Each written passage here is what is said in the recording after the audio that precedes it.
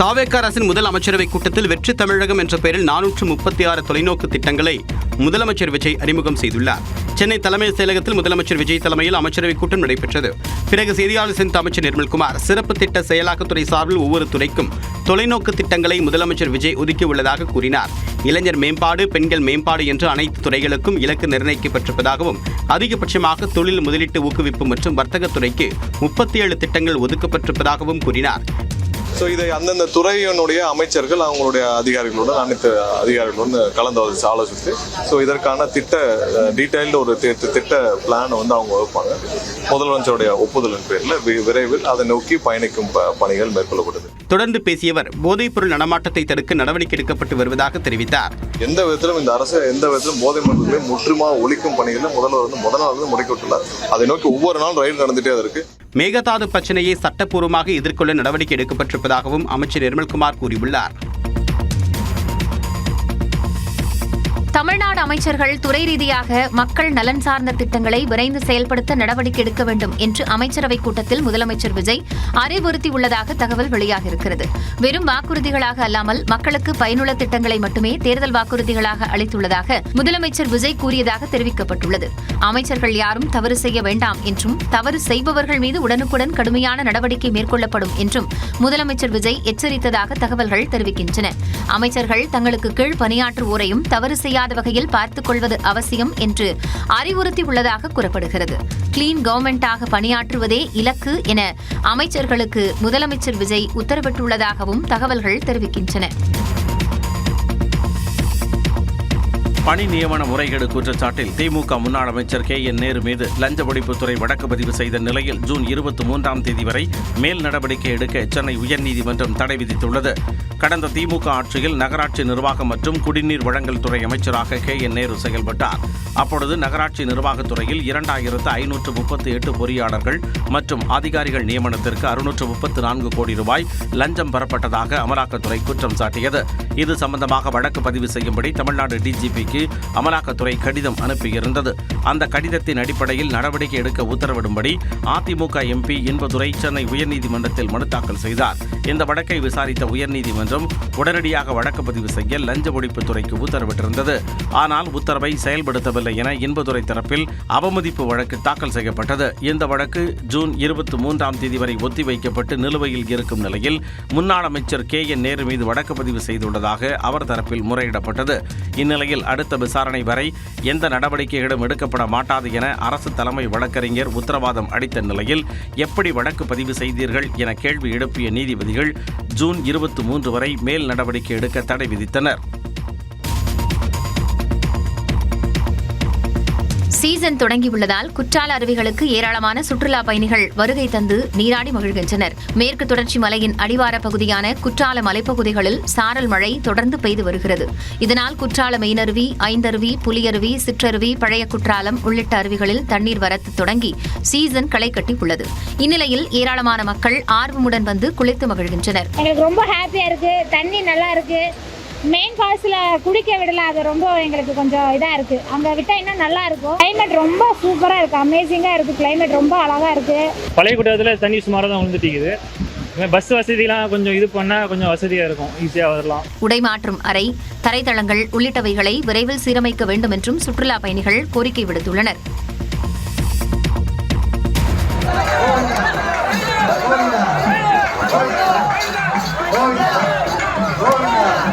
கோவை அருகே தலையில் தேங்காய் உடைத்து பக்தர்கள் நேர்த்திக்கடன் செலுத்திய காட்சிகளே இவை. சூலூர் அருகே பள்ளப்பாளையம் பேரூராட்சி பகுதியில் மகாலட்சுமி அம்மன் கோவிலில் முப்பெரும் விழா நடைபெற்று வருகிறது. அம்மனுக்கு பல்வேறு சிறப்பு அபிஷேகங்களும் அலங்கார தீபாராதனைகளும் நடைபெற்றன. பிறகு பக்தர்களின் தலையில் தேங்காய் உடைத்து நேர்த்திக்கடன் செலுத்தக்கூடிய வினோத வழிபாடு நடைபெற்றது.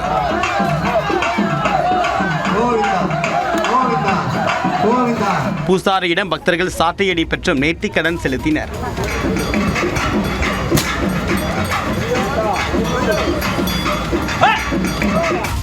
தமிழ்நாட்டின் அரசியல் களத்தை பரபரப்பாக்கிய செய்திகளை தற்போது பார்க்கலாம்.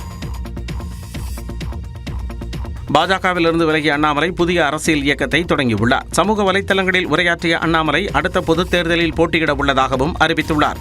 ஆனந்தமாக, அன்போடு தமிழ்நாட்டில் ஒரு அரசியல் இயக்கத்தை நாம் துவங்க இருக்கின்றோம். இது அரசியல் இயக்கமா கட்சி இல்லையா அப்படின்னு நீங்கள் யாரும் கேட்கவே வேண்டாம். கண்டிப்பாக தமிழகத்தில் அடுத்து நடக்கக்கூடிய தமிழகத்தினுடைய பொது தேர்தலில் நம்முடைய கட்சி போட்டியிடும், அதில் எந்த மாற்று கருத்தும் இல்லை. அதற்கு நம்ம தயார் பண்ணணும், நிறைய லீடர்ஸை தயார் பண்ணணும், நிறைய கேடர்ஸை வாலண்டியர்ஸை தயார் பண்ணணும். தொடர்ந்து பேசிய அவர் மற்ற கட்சிகளுக்கும் தான் உருவாக்க விரும்பும் கட்சிக்குமான வித்தியாசத்தை விளக்கினார். தலைவர்கள் எப்படிப்பட்டவர்கள்? நாம எல்லோருமே காமன் மேன் பொலிட்டீஷியன்ஸ். பக்கத்து வீட்டுக்காரங்க மாதிரி தான் மக்கள் நம்மளை பார்க்க போகிறாங்க. தூரத்திலிருந்து நாம் கை காட்ட போவது கிடையாது. ஏன்னா நாம் யாரும் அப்படிப்பட்ட குடும்பத்திலிருந்து வரவில்லை, அப்படிப்பட்ட வளர்ப்பு நமக்கு இல்லை, நாம் யாரும் அப்படி இல்லை, தமிழனுடைய கலாச்சாரமும் பண்பாடும் இல்லை. அதெல்லாம் கூட நம்முடைய அரசியலில் முதல் நாள்லேருந்து கல்ட்டு பாலிடிக்ஸ்லேருந்து நம்ம வெளியே வரணும். அரசியல் மாற்றம் என்றவர்கள் கூட கல்ட்டு பாலிடிக்ஸில் இருந்து வெளியே வரவில்லை எனவும் அண்ணாமலை தெரிவித்தார். அண்ணாமலை விலகியதால் பாஜகவிற்கு பாதிப்பு இல்லை என அக்கட்சியின் மாநில தலைவர் நயினார் நாகேந்திரன் தெரிவித்துள்ளார். சென்னையில் ஊடகங்களுக்கு பேட்டியளித்த அவர் அண்ணாமலை புதிய அரசியல் இயக்கம் தொடங்கியது குறித்து கருத்து தெரிவித்தார். பாரதிய ஜனதா கட்சி இது இன்று நேற்று ஆரம்பித்த கட்சி அல்ல, இது சித்தாந்தத்தின் அடிப்படையிலான கட்சி. நிச்சயமா எந்த விதமான பாதிப்பும் இல்லை. ஒரு கட்சி இயக்கம் ஆரம்பிப்பது யார் வேண்டுமானாலும் ஆரம்பிக்கலாம், அது அவருடைய உரிமை. அது ஜனநாயகத்தில் எல்லாருக்கும் உரிமை உண்டு. தொடர்ந்து பேசியவர் அண்ணாமலையின் குற்றச்சாட்டுகளுக்கும் பதிலளித்தார். முரண்பாடுகள் மாநில மொழியில பேசுவதில்லை அப்படின்னு சொல்லி குற்றச்சாட்டு முன் வச்சிருக்காரு.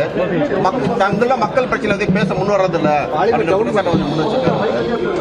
பாரத பிரதமர் நரேந்திர மோடி அவர்கள் எந்த நாட்டுக்கு போனாலும் எந்த ஊருக்கு போனாலும் தமிழை பற்றியும் தமிழ் மக்களையும் பற்றியும் தமிழின் பெருமையை பற்றியும் பேசுகிறார். இப்போது கூட நமது செப்பேடுகளை கூட மீட்டு வந்திருக்கிறார். தமிழ்நாட்டு மக்கள் மீது பாஜக அரசு அக்கறையோடு செயல்படுவதாகவும் நயினார் நாகேந்திரன் தெரிவித்தார்.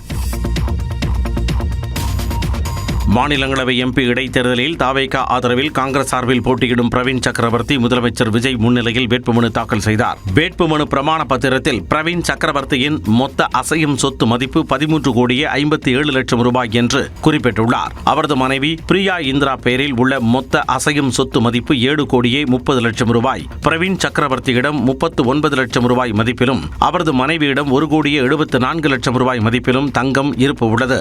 சென்னை பனையூரில் 6.5 கோடி ரூபாய் மதிப்புடைய குடியிருப்பு கட்டடம், மயிலாப்பூரில் 5 கோடி ரூபாய் மதிப்புடைய குடியிருப்பு கட்டடம் என இருவருக்கும் சேர்த்து மொத்தம் 16,85,00,000 ரூபாய் அளவில் அசையா சொத்து இருப்பதாக தெரிவிக்கப்பட்டுள்ளது. டொயோட்டோ கேம்ரி ஹைபிரிட் உட்பட 1,16,00,000 ரூபாய் மதிப்புள்ள 3 கார்கள் வைத்துள்ளதாகவும் தன் மீது எந்தவிதமான குற்றவியல் வழக்குகள் நிலுவையில் இல்லை என்றும் பிரவீன் சக்கரவர்த்தி உறுதியளித்துள்ளார். இந்நிலையில் செய்தியாளர்களிடம் பேசிய அவர் தமிழ்நாட்டின் கோரிக்கைகளை மாநிலங்களவையில் எடுத்துரைப்பேன் என கூறினார். தமிழ்நாட்டின் முதலமைச்சர் திரு ஜோசப் விஜய் பெருந்தன்மை, கருணை, காங்கிரஸ் கட்சி தலைவர் திரு ராகுல் காந்தி அவர்களும் ஆல் இந்தியா காங்கிரஸ் கமிட்டி தலைவர் திரு மல்லிகார்ஜுன கார்கே அவர்களும் எல்லோரும் எனக்கு இது கொடுத்த வாய்ப்பு. முன்னதாக இடதுசாரி கட்சிகள் அவருக்கு ஆதரவு தெரிவிக்காத நிலையில் வேட்புமனு தாக்கல் செய்தபின் மார்க்சிஸ்ட் கட்சி மாநில செயலாளர் சண்முகத்தையும் இந்திய கம்யூனிஸ்ட் மாநில செயலாளர் வீரபாண்டியனையும் அவர் நேரில் சந்தித்து வாழ்த்து பெற்றார். திமுக கூட்டணியில் இருந்து IUML வெளியேறினாலும் இஸ்லாமியர்கள் திமுகவுடன் தான் உள்ளனர் என திமுக முன்னாள் MP MM அப்துல்லா தெரிவித்துள்ளார். சென்னை அண்ணா அறிவாலயத்தில் செய்தியாளர்களை சந்தித்த அவர் தாவேகா அமைச்சரவையில் இடம்பெற்ற IUML-இன் நிலைப்பாட்டை கடுமையாக விமர்சித்தார். அவருடைய அமைச்சர் இருக்கின்ற அந்த அறைக்கு சென்றவர் நூற்றாண்டு கனவு நிறைவேறியது என்று சொல்கிறார். நூற்றாண்டு கனவு என்று எதை சொல்கிறார்னு தெரியல. நூற்றாண்டுகளா இஸ்லாமியர்கள் இங்க அதிகாரம் இல்லாம இருந்தாங்க அப்படின்னு சொல்றாராங்கிறது தெரியல. நூற்றாண்டுகளாக இங்க அதிகாரத்தில் இஸ்லாமியர்கள் இருந்திருக்கிறார்கள். சரி, ஒருவேளை அவர் சார்ந்த முஸ்லீம் லீக் அதிகாரத்தில் இல்லை என்பதை நூற்றாண்டு கனவாக சொல்கிறாரா என்று எடுத்துக்கொண்டாலும் கூட அருகில் இருக்கக்கூடிய மாநிலமான கேரளத்தில் இப்போது கூட அவர்கள் அமைச்சரவையில் இருக்கிறார்கள். தேர்தலுக்கு முன்பே தாவேகாவுடன் IUML செல்லாதது ஏன் எனவும் அவர் கேள்வி எழுப்பினார்.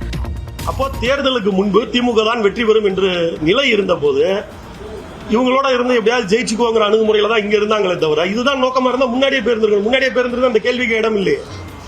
நீங்கள் வாங்கிய ஓட்டு அவர் முதலமைச்சராக வரக்கூடாது என்பதற்காக போட்ட ஓட்டு. பாஜகவுடன் திமுக கூட்டணி அமைக்கும் என பரவும் தகவலில் உண்மை இல்லை எனவும் அப்துல்லா விளக்கமளித்தார்.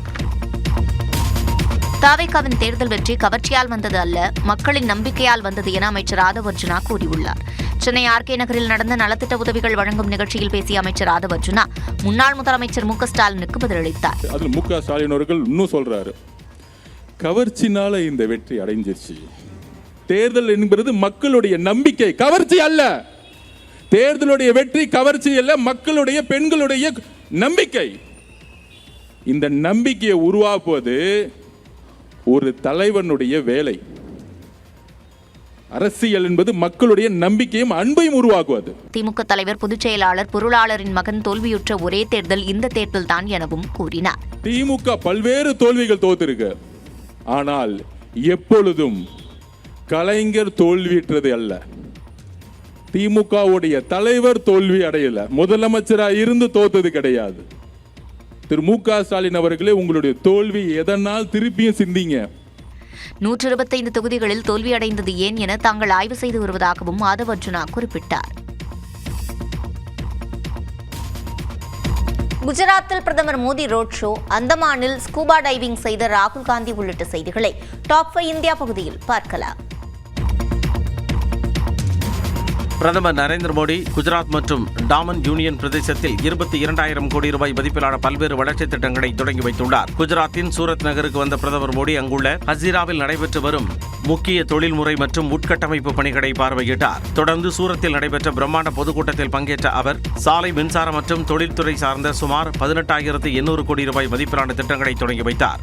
நிகழ்ச்சியில் பேசிய அவர், கடுமையான எரிசக்தி தட்டுப்பாடு என பல்வேறு உலகளாவிய நெருக்கடிகள் நிலவினாலும் இந்தியா ஒவ்வொரு சவாலையும் உறுதியுடன் எதிர்கொண்டு வருவதாக குறிப்பிட்டார்.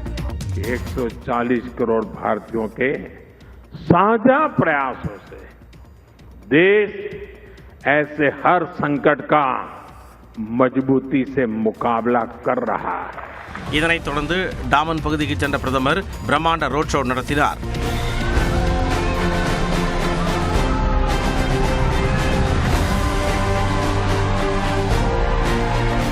அங்கு 2,970 கோடி ரூபாய் மதிப்பிலான திட்டங்களுக்கு அடிக்கல் நாட்டி புதிய பணிகளை தொடங்கி வைத்தார்.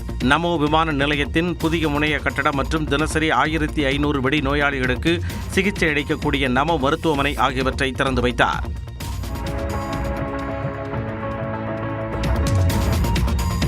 தமிழக பாஜகவின் முக்கிய முகமாக இருந்த அண்ணாமலை தற்பொழுது கட்சியில் இருந்து விலகிய சூழலில் கடந்த காலங்களில் பாஜகவில் இருந்து விலகி தனிக்கட்சி தொடங்கிய முக்கிய தலைவர்களின் அரசியல் வரலாற்றை இப்பொழுது பார்க்கலாம். உத்தரப்பிரதேசத்தின் முன்னாள் முதலமைச்சரும் பாஜகவின் தொடக்ககால மூத்த தலைவர்களில் ஒருவருமான கல்யாண் சிங் கடந்த 1999ஆம் ஆண்டு கட்சியில் இருந்து விலகி ராஷ்டிரிய கிராந்தி கட்சி என்ற புதிய கட்சியை தொடங்கினார். அதேபோல் உத்தரப்பிரதேசத்தைச் சேர்ந்த முக்கிய பெண் தலைவரான உமா பாரதி கடந்த 2006ஆம் ஆண்டு பாஜகவில் இருந்து விலகி பாரதிய ஜனசக்தி கட்சி என்ற தனிக்கட்சியை தொடங்கினார். ஆனால் தேர்தலில் எதிர்பார்த்த வெற்றி கிடைக்காததால் பின்னர் அக்கட்சியை கலைத்துவிட்டு மீண்டும் அவர் பாஜகவிலேயே இணைந்தார். இவர்களைத் தொடர்ந்து கடந்த 2012ஆம் ஆண்டு பல்வேறு குற்றச்சாட்டுகளுக்கு உள்ளான நிலையில் கர்நாடக முன்னாள் முதலமைச்சர் எடியூரப்பா பாஜகவில் இருந்து விலகி தனது சொந்த கட்சியை தொடங்கினார். அடுத்து வந்த தேர்தலில் எடியூரப்பாவின் கட்சி கணிசமான வாக்குகளை பெற்று பாஜகவின் வெற்றியை பெருமளவில் பாதித்தது. பின்னர் 2014ஆம் ஆண்டு அவர் மீண்டும் பாஜகவில் இணைந்தார். அதே நேரம் யஷ்வந்த் சின்ஹா, அருண் ஷோரி, சத்ருகன் சின்ஹா, நவ்ஜோத் சிங் சித்து உள்ளிட்ட முக்கிய நிர்வாகிகள் பாஜகவில் இருந்து விலகி இருந்தாலும் அவர்கள் யாரும் தனிக்கட்சி தொடங்கவில்லை என்பது குறிப்பிடத்தக்கது. வங்கிகளுக்கு ரிசர்வ் வங்கி வழங்கும் குறுகிய கால கடனுக்கான ரெப்போ வட்டி விகிதம் எந்தவித மாற்றமும் இன்றி 5.25% தொடரும் என ரிசர்வ் வங்கி ஆளுநர் சஞ்சய் மல்ஹோத்ரா அறிவித்துள்ளார். ரிசர்வ் வங்கியின் நிதிக் கொள்கை கூட்டம் மும்பையில் கடந்த 3 நாட்களாக நடைபெற்றது. அதில் எடுக்கப்பட்ட முடிவுகள் குறித்து செய்தியாளர்களை சந்தித்த ரிசர்வ் வங்கி ஆளுநர் சஞ்சய் மல்ஹோத்ரா ரெப்போ வட்டி விகிதத்தில் எந்த மாற்றமும் இல்லை என்று தெரிவித்தார். இதனால் வீடு, வாகன கடன்களுக்கான வட்டி விகிதத்திலும் மாற்றம் ஏற்படவில்லை. The policy repo rate under the LAF unchanged at 5.25%. உலகளாவிய பொருளாதார சூழல் மற்றும் விநியோக சங்கிலியில் ஏற்பட்டுள்ள பாதிப்பு காரணமாக நடப்பு நிதியாண்டிற்கான ஒட்டுமொத்த உள்நாட்டு உற்பத்தி வளர்ச்சி கணிப்பை 6.9%இலிருந்து 6.6% குறைத்துள்ளது. Taking all these factors into consideration, real GDP growth for this year is now projected at 6.6%. We had earlier projected 6.9%, of course, with huge. நடப்பு நிதியாண்டிற்கான பணவீக்கம் 5.1% இருக்கும் என கணிக்கப்பட்டுள்ளது. இது முந்தைய கணிப்பை விட 50 அடிப்படை புள்ளிகள் அதிகமாகும்.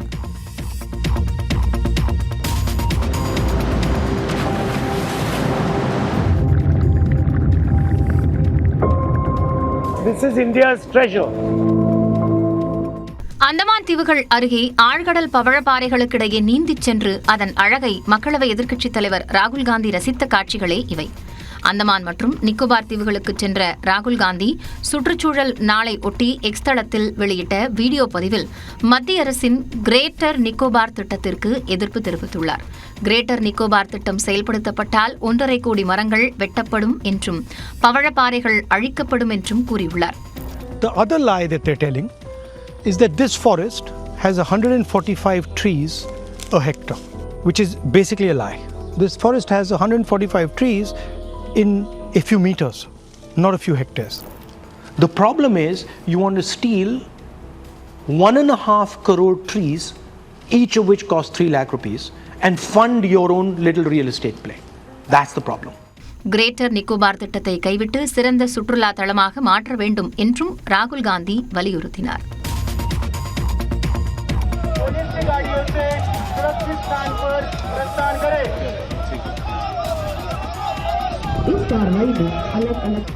ஜம்மு காஷ்மீரின் ரஜௌரியில் ராணுவம் மற்றும் பேரிடர் மீட்புப் படையினர் இணைந்து அவசரகால மீட்பு ஒத்திகையில் ஈடுபட்ட காட்சிகளே இவை.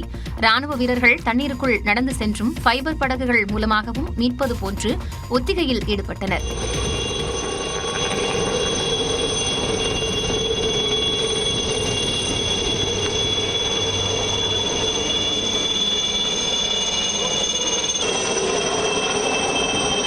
ஒரு கரையிலிருந்து மறுகரைக்கு அழைத்து வருவது, வெள்ளத்தில் சிக்கியவரை ஹெலிகாப்டரில் மீட்பது போன்ற ஒத்திகையும் நடைபெற்றது.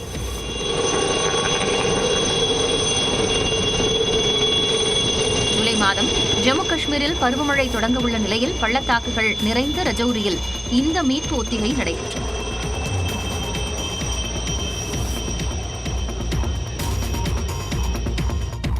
நார்வே செஸ் சாம்பியன்ஷிப் தொடரில் பட்டம் வென்ற பிரக்யானந்தா சர்வதேச விண்வெளி மையத்தில் ஏற்பட்ட வாயு கசிவு உள்ளிட்ட செய்திகளை டாப் 5 உலகம் பகுதியில் பார்க்கலாம். நார்வே செஸ் சாம்பியன்ஷிப் தொடரில் பட்டம் வென்று தமிழக வீரர் பிரக்யானந்தா சாதனை படைத்தார். நார்வே தலைநகர் ஒஸ்லோவில் நடைபெற்ற 10வது மற்றும் கடைசி சுற்று ஆட்டத்தில் ஜெர்மனி வீரர் வின்சென்ட் கேமரை எதிர்த்து களம் கண்டார். வெள்ளை நிற காய்களுடன் களமிறங்கிய பிரக்யானந்தா தொடக்கம் முதலே ஜெர்மனி வீரருக்கு கடும் நெருக்கடி கொடுத்தார். விறுவிறுப்பாக நடைபெற்ற ஆட்டத்தின் 45வது நகர்த்தலில் ஜெர்மனி வீரரை செக்மேட் செய்து பிரக்யானந்தா சாம்பியன் பட்டத்தை தட்டிச் சென்றார். 20 வயதான பிரக்யானந்தா நார்வே செஸ் சாம்பியன் பட்டம் வென்ற முதல் இந்தியர் என்ற சாதனையை படைத்தார். சாம்பியன் பட்டம் வென்ற பிரக்யானந்தாவை சூழ்ந்த ரசிகர்கள் ஆட்டோகிராஃப் பெற்றுக் கொண்டனர்.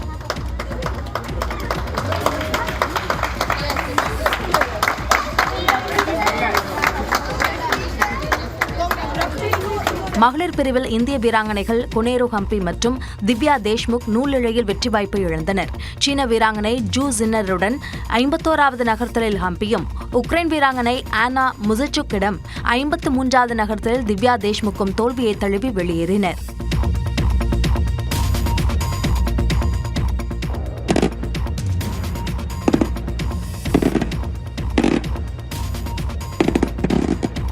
ஹார்முஸ் நீரிணையில் ஈரான் அடுத்தடுத்து ஏவிய ட்ரோன்களை அமெரிக்க படைகள் சுட்டு வீழ்த்திய காட்சிகள்தான் இவை. ஈரான் அமெரிக்கா இடையிலான போர் 5 மாதங்களை கடந்த நிலையில் பேச்சுவார்த்தை மூலம் சுமூக தீர்வு காண்பதில் தொடர்ந்து சிக்கல் நிலவி வருகிறது. ஹார்முஸ் நீரிணையை திறக்க அமெரிக்கா கடும் நெருக்கடி கொடுத்து வரும் நிலையில் அதற்கு இசைவு கொடுக்க ஈரான் மறுத்து வருகிறது. இந்நிலையில் ஹார்முஸ் நீரிணையை கடக்க முயன்ற கப்பல்களை குறிவைத்து ஈரான் ட்ரோன் தாக்குதல் நடத்தியது.